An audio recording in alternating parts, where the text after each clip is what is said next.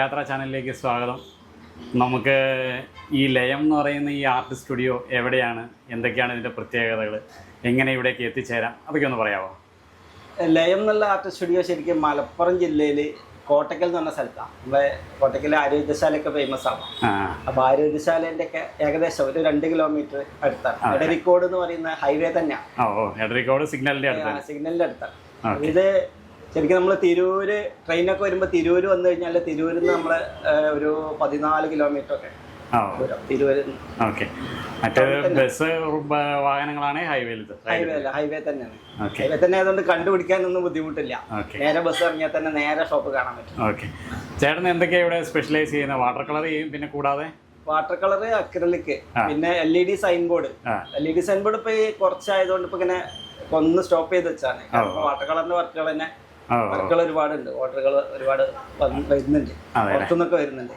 അപ്പൊ അത് കാരണം ഇപ്പൊ ടൈമില്ലാത്തൊരു പ്രശ്നമുണ്ട്. അപ്പൊ അതുകൊണ്ട് LED സൈൻ ബോർഡ് തൽക്കാലത്തിന് കുറച്ച് നിർത്തി വെച്ചോ. ഒരു മൂന്ന് മാസത്തോളമായി. അതേപോലെ ഈ വാട്ടർ കളറിൽ ചേട്ടൻ കൂടുതലായിട്ടും പോർട്രേറ്റ് ആണ് ചെയ്യുന്നത് അല്ലേ, ഫേസിന്റെ? അതെ. അതിനെന്തെങ്കിലും പ്രത്യേകം കാരണമുണ്ടോ ചേട്ടാ, അതോ ആദ്യം മുതൽ തുടക്കത്തിൽ അങ്ങനെയൊന്നും ആയിരുന്നില്ല. പക്ഷെ പിന്നെ അതിലേക്ക് ഇങ്ങനെ അടുത്തടുത്ത് വന്നാണ്. ഓരോ ആളുകൾക്ക് ഗിഫ്റ്റ് കൊടുക്കാൻ വേണ്ടിയിട്ടൊക്കെ ഇങ്ങനെ ചെയ്ത് അങ്ങനെ പിന്നെ അങ്ങനെ ഒരു ശീലമായി മാറിയത്. പിന്നെ അത് എന്താ പറയാ, ഇത് വാട്ടർ കളറിന്റെ നമ്മള് ഒരു ലാൻഡ്സ്കേപ്പ് അല്ലെങ്കിൽ സ്റ്റിൽ ലൈഫ് ഒക്കെ ചെയ്യുമ്പോൾ അതിനൊക്കെ ഒരു നമുക്ക് വിൽപ്പനയ്ക്ക് ഒരു പരിമിതി ഉണ്ട്. എക്സിബിഷൻ നടത്തുക അങ്ങനെയൊക്കെ വരുമ്പോഴല്ലേ. പക്ഷെ പോർട്രേറ്റ് ആകുമ്പോൾ നമുക്ക് ഒരു വരുമാന മാർഗമല്ലേ, കസ്റ്റമൈസ്ഡ് ആയതുകൊണ്ട് നമുക്ക് വരുമാന മാർഗമല്ലേ. ഇപ്പൊ ഈ കല്യാണത്തിനാണെങ്കിലും ഗിഫ്റ്റ് കൊടുക്കാനും ഒക്കെ ആൾക്കാർക്ക് ഒരു അക്സെപ്റ്റൻസ് ഉണ്ടാവും. അതെ, തീർച്ചയായും. നമുക്ക് ഇപ്പൊ അധികം വരുന്നത് നമുക്ക് അങ്ങനെയുള്ള വർക്കുകളാണ്. വെഡിങ്ങിന് ഗിഫ്റ്റ് കൊടുക്കാൻ. പിന്നെ ഇതൊക്കെ വെഡിങ് വർക്കുകളാണ്. അതെ, ഇതൊക്കെ വെഡിങ് വർക്കുകളാണ്. പിന്നെ ചേട്ടൻ വർക്ക്ഷോപ്പുകൾ ചെയ്യാറുണ്ടല്ലേ? വർക്ക്ഷോപ്പുകൾ ഇപ്പൊ തുടങ്ങിയിട്ടുണ്ട്. ഞാനിപ്പോ ഒരു 3 വർക്ക്ഷോപ്പ് ചെയ്തു. 4ാമത്തെ വർക്ക്ഷോപ്പ് കോഴിക്കോട് വെച്ചിട്ടാണ് നടത്തുന്നത്. അതല്ലേ, അതെന്നത്തേക്ക് വരുന്നത് ചേട്ടാ? അത് 22-ാം തീയതി, ഈ മാസം ജൂൺ 22-ാം തീയതി കോഴിക്കോട് വെച്ചിട്ടുണ്ട്. കോഴിക്കോട് മിഠായി തെരുവില് നമ്മളെ വൈക്കം മുഹമ്മദ് റോഡില് ഒരു ആർട്ട് ഗാലറി ഉണ്ട്, ഗുരുകുലം ഗാലറി. അതിലേക്ക് നമുക്ക് ചേരാനായിട്ട് ചേട്ടന്റെ നമ്പർ കൊടുത്താൽ? ആ നമ്പർ കൊടുത്താൽ നമ്പറിൽ വിളിച്ചു കഴിഞ്ഞാൽ ഏകദേശം ഇപ്പൊ ബുക്കിംഗ് ഒക്കെ അഡ്മിഷൻ ഒക്കെ ആയിട്ടുണ്ട്. ഏകദേശം കുറച്ച് സീറ്റ് ഉണ്ടാവും. നമ്മള് കൂടുതൽ ആളുകൾ ഉണ്ടെങ്കിൽ 2 സെക്ഷനായിട്ട് ചെയ്യാനാണ് പ്ലാൻ. ഓക്കെ. അപ്പം ആൾക്കാരുണ്ടെങ്കിൽ വിളിച്ചു കഴിഞ്ഞാൽ നമുക്ക് ഇനി അഡ്മിഷൻ ഉണ്ടല്ലേ? ഇത് നമ്മൾ കോട്ടക്കൽ ഇപ്പൊ 2 നടത്തി. അത് 2 നടത്താനുള്ള കാരണം അത് തന്നെയാണ്. നമ്മൾ ആദ്യത്തേല് അധികം ആളുകൾ വന്നപ്പോ രണ്ടാമതൊന്നും കൂടി ചെയ്യുക ചെയ്തു.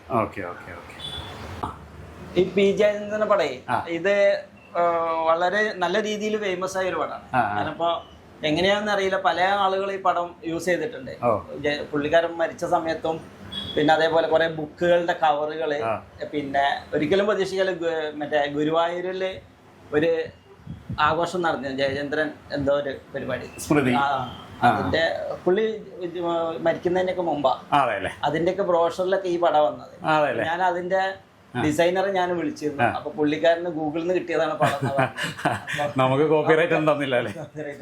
പക്ഷെ പുള്ളിക്കാരൻ പേര് യൂസ് ചെയ്തു വന്ന അതില് പേര്.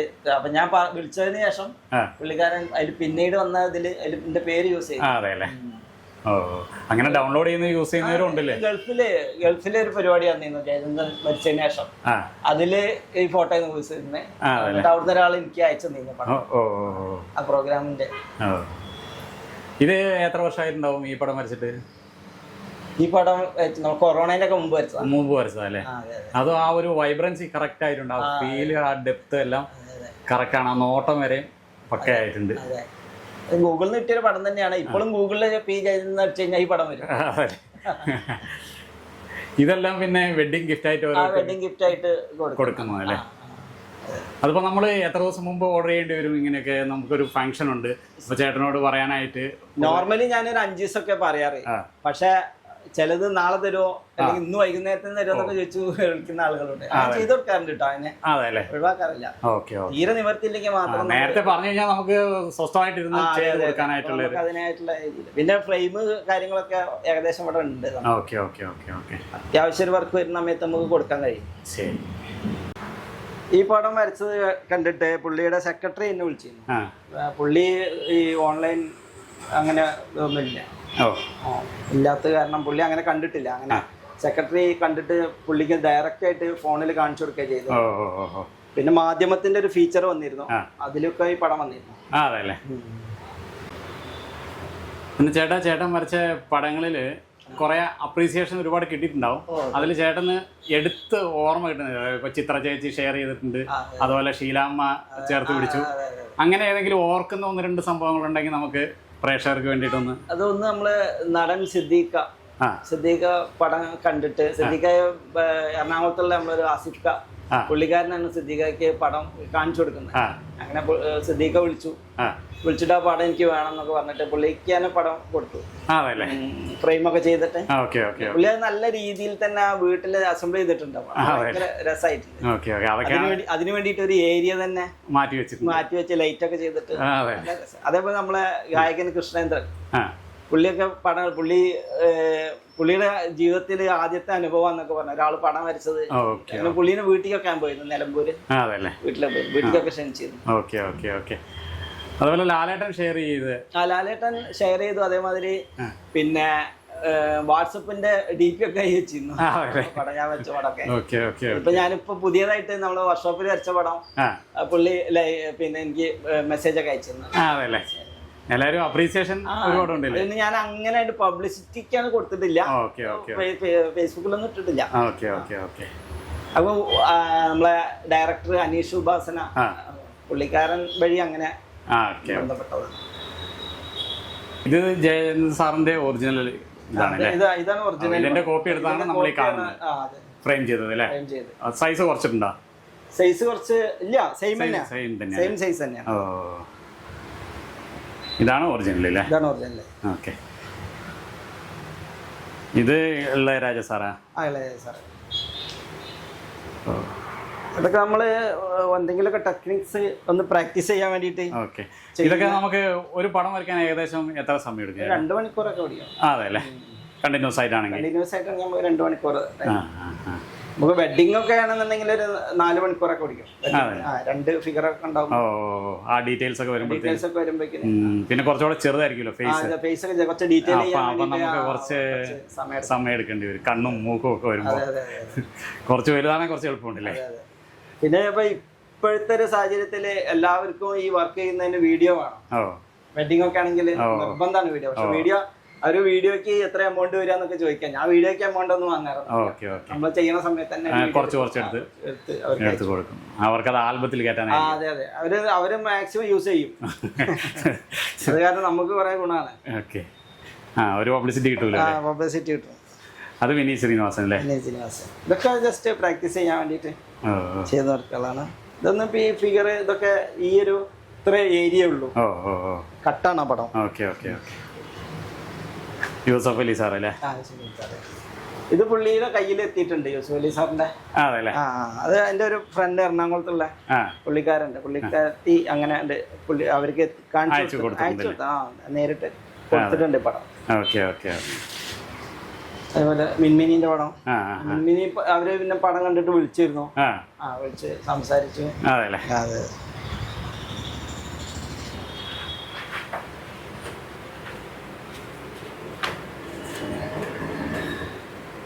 നിലവിൽ കുറെ ആളുകളുടെ പടങ്ങൾ നമ്മള് ചെയ്തിട്ടുള്ള ഈ മരിച്ചുപോയ ആളുകളുടെ പടങ്ങളാ അധികം ചെയ്തിട്ടുള്ളേ.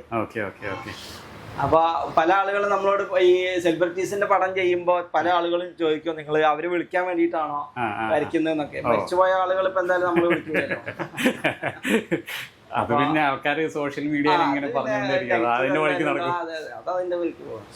പക്ഷെ നെഗറ്റീവ് ഉണ്ടെങ്കിൽ നമ്മളതിനെ തളരാതെ നിന്നാ മതി. അതൊക്കെ നമ്മളുടെ പോസിറ്റീവ് ആക്കിയാൽ അത്രേ ഉള്ളൂ.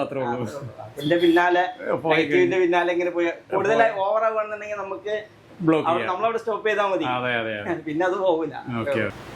മാളച്ചേട്ടന്റെ പടം കണ്ടിട്ട് പുള്ളിയുടെ മകൻ വിളിച്ചിരുന്നു. ഞങ്ങളിപ്പോ നല്ല സുഹൃത്തുക്കളാ. അങ്ങനെ കുറെ ബന്ധങ്ങളുണ്ടായി നമുക്ക്. ഇത് എവിടെ ചെന്ന് കഴിഞ്ഞാല് ഇന്ന ആളാണെന്ന് ഉള്ള ഐഡന്റിറ്റി ഉണ്ടായി, അങ്ങനെ ഒരു ഗുണം ഉണ്ടായി. അതുകൊണ്ട് 4 ആളുടെ ഇടയിൽ നമുക്ക് തിരിച്ചറിയാനും ഒക്കെ അതൊക്കെ തന്നെയാണ് ഇതുകൊണ്ടുള്ള നമുക്ക് അത് കാരണം നമുക്ക് ഒരുപാട് വർക്കുകൾ വരാനും സാധ്യതകൾ അത്രേ നമ്മൾ അതിന് കാണുന്നുള്ളൂ. അതേപോലെ വിദ്യാധര മാഷ പടം പുള്ളിക്കാരനെ ഞാൻ അങ്ങോട്ട് വിളിക്കുക ചെയ്തേ, വിളിച്ച് സംസാരിച്ച്. അതെനിക്കൊരാള് നമ്മൾ തൃശ്ശൂരുള്ള ഒരാൾ എനിക്ക് നമ്പർ തരായത്. അപ്പോൾ ഞാൻ നേരിട്ട് അങ്ങോട്ട് വിളിച്ചു. അപ്പോൾ അവര് കുറച്ച് ഇതുള്ള ആളുകളല്ലേ, അപ്പോൾ തിരക്കൊക്കെ ആയിരിക്കും എന്നൊക്കെയുള്ള രീതിയിലേ ഞാൻ അങ്ങോട്ട് കോണ്ടാക്ട് ചെയ്തു. കുറച്ചേരൊക്കെ സംസാരിച്ചു. കഴിഞ്ഞ ബർത്ത്ഡേക്കല്ല, അതിനു മുമ്പത്തെ ബർത്ത്ഡേക്ക്. പക്ഷെ ഈ ബർത്ത്ഡേക്കും ഞാൻ അതിന്റെ ഇടയിൽ പടം വരയ്ക്കാനുള്ള സമയം ഉണ്ടായില്ല. പിന്നെ ഞാൻ വർക്ക്ഷോപ്പിൽ വരച്ച പടമാണ് വീണ്ടും അത് പോസ്റ്റ് ചെയ്യുന്നത്, റീപോസ്റ്റ് ചെയ്താൽ. ഇത് രണ്ട് ഫിഗർ ഉണ്ടല്ലേ, ഒരു ബ്ലൂവിഷും മറ്റേ ഒറിജിനൽ കളർ. ഒറിജിനലോ അത്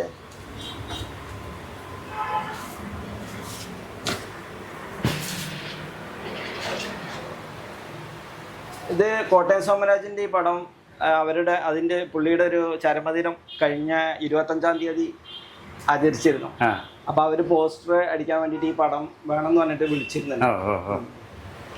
അവര് പോസ്റ്റർ അടിച്ചു, ബാനർ ഒക്കെ പ്രിന്റ് ചെയ്തൊക്കെ ഈ പടം തന്നെ വെച്ചിരുന്നു.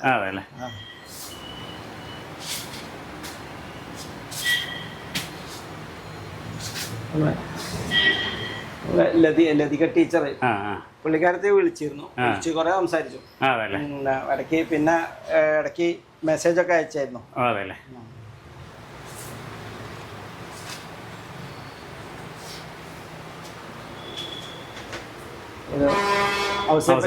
പുള്ളിക്കാരൻ അതേപോലെ തന്നെ ഫേസ്ബുക്കിലൊക്കെ പുള്ളി ഷെയർ ചെയ്തിരുന്നു. എനിക്ക് പേഴ്സണലി മെസ്സഞ്ചറിൽ മെസ്സേജ് അയച്ചിരുന്നു വർക്ക് കണ്ടിട്ട്. പുള്ളി ഇത് വരച്ചത് തന്നെ ആണോ എന്നൊക്കെ ചോദിച്ചു.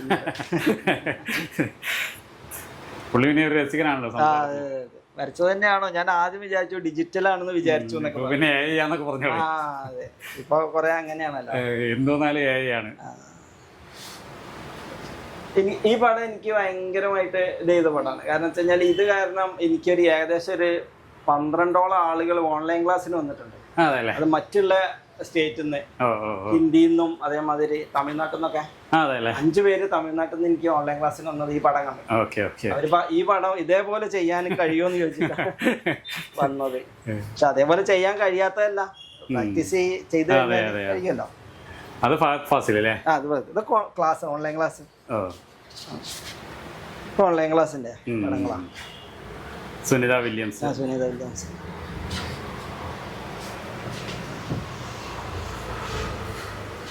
സൂര്യയുടെ ഇത് റീസെന്റ് വരച്ചതാ അല്ലേ?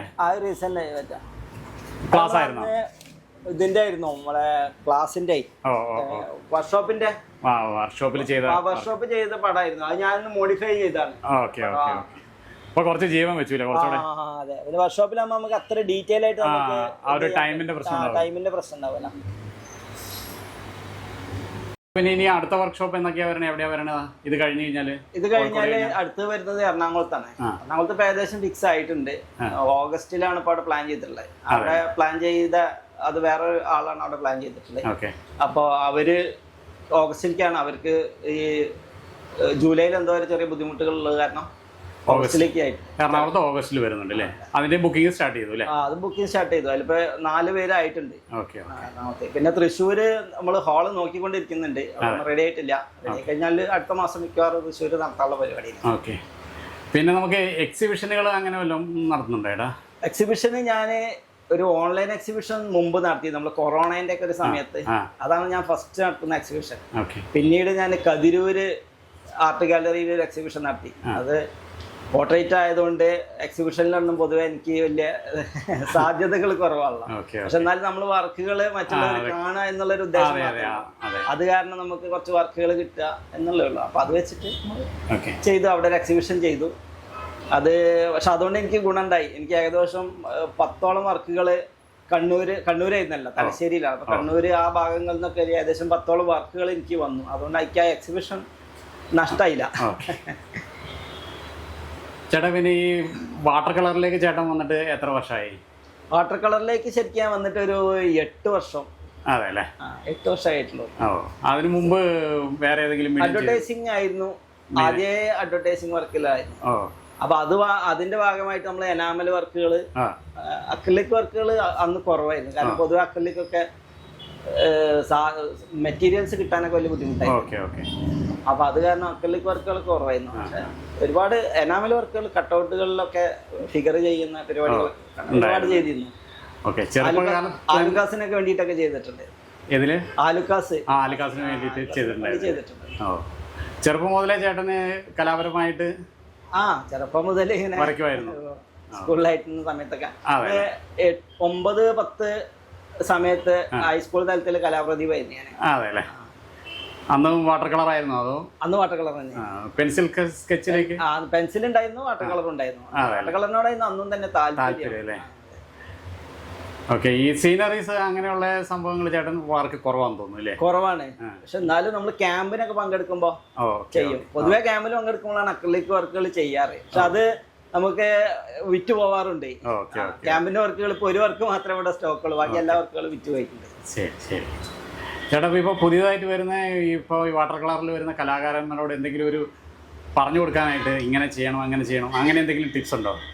പുതിയത് വരുന്ന ആർട്ടിസ്റ്റുകൾ, വാട്ടർ കളർ ആർട്ടിസ്റ്റുകൾ വെച്ചാൽ എക്സ്പീരിയൻസ് തന്നെയാണ് ഇതിന്റെ മെയിൻ. നമ്മൾ എത്രത്തോളം പ്രാക്ടീസ് ചെയ്യുന്നു ആ പ്രാക്ടീസ് തന്നെയാണ്. പിന്നെന്താ പറയുക, ആ പ്രാക്ടീസ് ചെയ്ത് കഴിഞ്ഞാൽ നമ്മള് ടെക്നിക്കുകൾ യൂസ് ചെയ്യാൻ പറ്റും. പ്രാക്ടീസ് ഉണ്ടെങ്കിലേ നടക്കുള്ളൂ. വർക്ക് ചെയ്തുകൊണ്ടേ ചെയ്യുമ്പോഴും ഇംപ്രൂവ്മെന്റ് വരും. പിന്നെ ഏറ്റവും പ്രത്യേകമായിട്ട് ശ്രദ്ധിക്കേണ്ടത് വെച്ച് കഴിഞ്ഞാൽ നമ്മള് സ്ഥിരമായിട്ട് ഒരേ മീഡിയം വാട്ടർ, ഒരേ പേപ്പർ, ഒരേ കളറ്. അപ്പൊ എന്താ വെച്ചാൽ അതിന്റെ ഒരു മിസ്റ്റേക്കുകളൊക്കെ ഉണ്ടെങ്കിൽ നമുക്ക് വേഗം തിരുത്താൻ കഴിയും. പക്ഷെ നമ്മൾ ഒരു വർക്ക് ചെയ്തു അടുത്തത് വേറെ പേപ്പർ എടുക്കുമ്പോൾ അതിന്റെ ടെക്സ്ചർ മാറിപ്പോകും, സ്വഭാവം നമുക്ക് വാട്ടർ അബ്സോർബ് ചെയ്യുന്നു. അത് മനസ്സിലാക്കി എടുക്കാൻ ഏറ്റവും നല്ലത് ഒരേ കണ്ടിന്യൂസ് ആയിട്ട് ചെയ്തോണ്ടിരിക്കുമ്പോൾ. പിന്നെ ഞാന് പൊതുവെ എനിക്ക് റിയലിസ്റ്റിക് ചിത്രത്തിനോട് താല്പര്യക്കുറവൊന്നുമില്ല. പക്ഷെ ഞാൻ പൊതുവെ അങ്ങനെ ചെയ്യാറില്ല.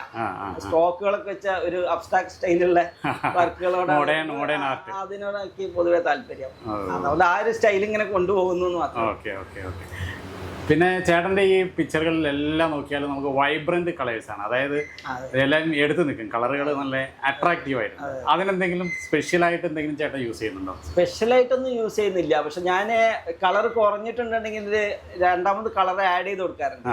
നമ്മൾ ചെയ്ത് കഴിയുന്ന സമയത്ത് നമുക്കൊരു ഡെപ്ത് പോരാൻ പോകുന്നുണ്ടെങ്കിൽ കളർ രണ്ടാമത് ആഡ് ചെയ്ത് കൊടുക്കാം. അതിപ്പോ നമ്മൾ വർക്ക്ഷോപ്പിൽ നിന്ന് വരുന്ന ആളുകൾക്കൊക്കെ മനസ്സിലാവുന്നുണ്ടാവും അതിന്റെ ഒരു ടെക്നിക്ക് എന്താണെന്നുള്ളത്. പക്ഷെ അതിന്റെ പാച്ച് മനസ്സിലാവാതിരിക്കാൻ വേണ്ടിയിട്ട് എങ്ങനെ ചെയ്യാമെന്നുള്ളതൊക്കെ ക്ലാസ്സിൽ. പിന്നെ ഈ ചെറിയ കുട്ടികളാണെങ്കിലും ഇപ്പോൾ ഈ വാട്ടർ കളർ ചെയ്യുമ്പോഴത്തേനും ഈ എപ്പോഴും ഒരു ഡള്ളായിട്ടിരിക്കാനായിട്ടുള്ള കാരണം എന്ന് പറയുന്നത് വെള്ളം അവർ ക്ലീൻ ചെയ്യുന്നില്ല. അതായത് ആ എടുത്തിരിക്കുന്ന ആ വെള്ളത്തിൽ തന്നെ വീണ്ടും വീണ്ടും കളറാക്കി അപ്പൊ കളർ മിക്സ് ആയി പോകും. അപ്പൊ അതേപോലത്തെ വെച്ച് കഴിഞ്ഞാൽ നമ്മള് പാലറ്റിൽ കളർ എടുത്തു കഴിഞ്ഞാലും കളറ് നമ്മൾ ഇന്ന് ഒരു കളർ എടുത്തു കഴിഞ്ഞാലും നമ്മളത് ഓപ്പൺ ആയി വെക്കാണ്.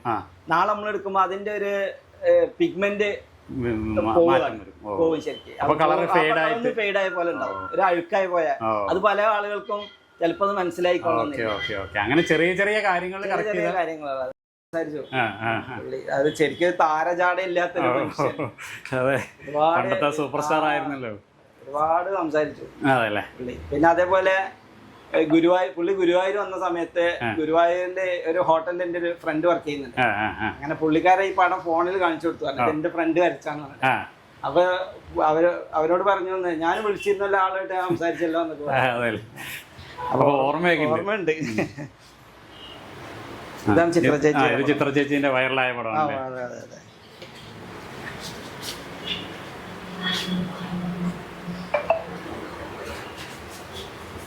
ഇത് നമ്മളെ ഫേമസ് ആയ അവതാരകൻ MD സാറിന്റെ പടം. ഇത് മരിച്ച സമയത്ത് വരച്ച ഒരു പടമാണ്. അപ്പൊ ഇത് മാറ്റ, ഫെഫ്ക ഒക്കെ അവരൊക്കെ അനുസ്മരണ സമ്മേളനത്തിന് വേണ്ടിയിട്ട് അവർ യൂസ് ചെയ്തിരുന്നു ഈ പടം. അത് ഫെഫ്കന്റെ ഒരു ഡിസൈനർ നമ്മളൊരു സുഹൃത്താണ്. പുള്ളിക്കാരനെ വിളിച്ചിരുന്നു, പടം എനിക്ക് വേണമെന്നൊക്കെ പറഞ്ഞു. എനിക്ക് പൈസ ഒക്കെ അയച്ചു തന്നു കേട്ടോ, യൂസ് ചെയ്യുന്ന സംഘടന ഫണ്ടൊക്കെ അപ്പൊ ഫണ്ടൊക്കെ ഉണ്ടല്ലോ ഒരാഴ്ച. ഓക്കെ. പിന്നെ വെഡിങ് ആനിവേഴ്സറിന്റെ ഇതൊന്നും അവര് ഒറിജിനൽ കൊണ്ടുപോകത്തില്ലേ? അല്ല, ഇതൊക്കെ നമ്മളെ ഒരു ഗിഫ്റ്റ് എന്നുള്ള രീതിയിൽ ചെയ്യുന്നതാണ്. ചിലർക്ക് ഒക്കെ ഇത് കൊടുത്തു പോയിട്ടുണ്ട് കേട്ടോ. ഓക്കെ ഇതൊക്കെ ഡൽഹിക്ക് ചെയ്ത് വർക്കാം. ഓ ഇത് പിന്നെ അവർക്ക് ഒറിജിനൽ ഇതൊക്കെ ഗിഫ്റ്റ് മുണ്ട്.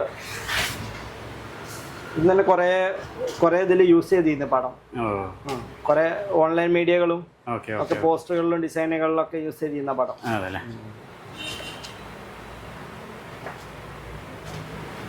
മമ്മൂട്ടീൻ്റെ ഏതോ പുതിയ സിനിമയല്ലേ അത്? കളങ്കാവൽ. ആ ഇനി വരാൻ പോണ സിനിമ. വരാൻ പോണ സിനിമ.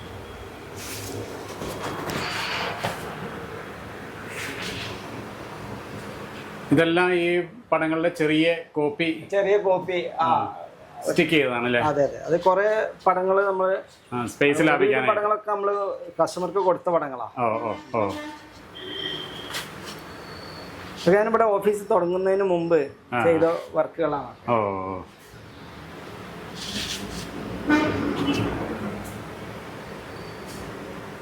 കാർട്ടൂണിസ്റ്റ് ബാദുഷാ. പുള്ളിക്കാരൻ മരണപ്പെട്ടിട്ട് ഇപ്പോൾ 4 വർഷമായി. കൊറോണ സമയത്ത് മരണപ്പെട്ടു. ഈ കഴിഞ്ഞ 2-ാം തീയതി ആയിരുന്നു പുള്ളിയുടെ ചരമദിനം. ഒരു ബുക്കിന്റെ കവറിന് വേണ്ടിയിട്ട് ചെയ്താണ് പടം.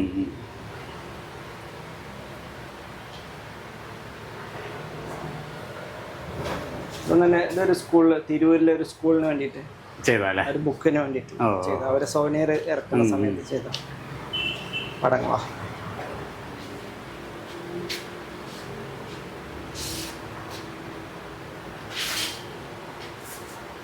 നമ്മളെ കോട്ടക്കലിന്റെ ഫേമസ് ആയ ഫോട്ടോഗ്രാഫർ റസാഖ് കോട്ടക്കൽ എന്നാണ് പുള്ളിക്കാരൻ. കഴിഞ്ഞ 2 മാസം മുമ്പായിരുന്നു പുള്ളിയുടെ ചരമവാർഷികം. അന്ന് പടം ഫ്രെയിം ചെയ്തിട്ട് പുള്ളിയുടെ വൈഫിന് ഗിഫ്റ്റ് ആയി കൊടുത്തു. ആള് കോട്ടക്കൽക്കാരൻ തന്നെയാണ്. പുള്ളി വയനാടാണ്, പക്ഷെ സ്ഥിരമായിട്ട് കോട്ടക്കൽ തന്നെ ആയിരുന്നു. കോട്ടക്കൽ സ്റ്റുഡിയോ ഒക്കെ ഉണ്ട്, ഇപ്പോഴും സ്റ്റുഡിയോ നിലവിലുണ്ട്. ഈ പടം പുള്ളിയുടെ മാനേജറായിരുന്ന ആള് എന്നെ വിളിച്ചിരുന്നു, പടം വേണമെന്ന് പറഞ്ഞിട്ട്. പുള്ളിക്ക് ഞാനത് ഡോക്യുമെന്റ് കോപ്പി അയച്ചു കൊടുത്തു. എന്തെങ്കിലും ഒരു സെൻസേഷൻ, ഒരു ഇത് നടക്കുന്ന സമയത്ത് പടം ചെയ്യും. ഇപ്പൊ ആസിഫ് അലി ഒരു സ്റ്റേജിൽ നിന്ന് ഒരു അപമാനം, ആ സമയത്ത് ആസിഫ് അലിയുടെ പടം ചെയ്താണ്. പിന്നെ അതേപോലെ തന്നെ നമ്മളെ രാമകൃഷ്ണൻ, പുള്ളിന്റെ ആ ഒരു ഇഷ്യൂ ഉണ്ടായ സമയത്ത് ചെയ്താണ്. അതില് നമ്മളെ ജാസി ഗിഫ്റ്റിന്റെ ഒരു പടം ഉണ്ടായിരുന്നു. അത് എന്റെ ഒരു നമ്മളെ സ്റ്റുഡന്റ് പുള്ളിക്കാരൻ കൊണ്ടുപോയ പടം. പുള്ളിക്കാരൻ ജാസി ഗിഫ്റ്റിന്റെ ഭയങ്കര ആരാധകനാണ്. അങ്ങനെ കൊണ്ടുപോയില്ലേ? ഇത് മുതുകാടിന്റെ പടം മഹാരാഷ്ട്രയില് പുള്ളിക്ക് അവിടെ ഒരു ട്രസ്റ്റ് ഉണ്ട്. ആ ട്രസ്റ്റിന്റെ ഉദ്ഘാടനത്തിന് വന്ന സമയത്ത് ഈ പടം ഇതിന്റെ വലിയ പടാക്കിയിട്ട് ഒരു 5:3 സൈസിലൊക്കെ ഫ്രെയിം ചെയ്തിട്ട് പുള്ളിക്ക് ഗിഫ്റ്റ് ആയി കൊടുത്തിരുന്നു പടം. അവര് മലയാളി സമാജം മഹാരാഷ്ട്ര. ഇങ്ങനെയുള്ള ഗിഫ്റ്റ് എല്ലാവർക്കും ഭയങ്കര താല്പര്യമായി.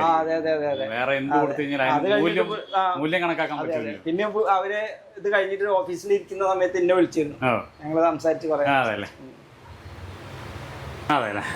പുള്ളിയുടെ കുറെ തോട്ട്സിലും കുറച്ച് ജനകീയനാണല്ലോ.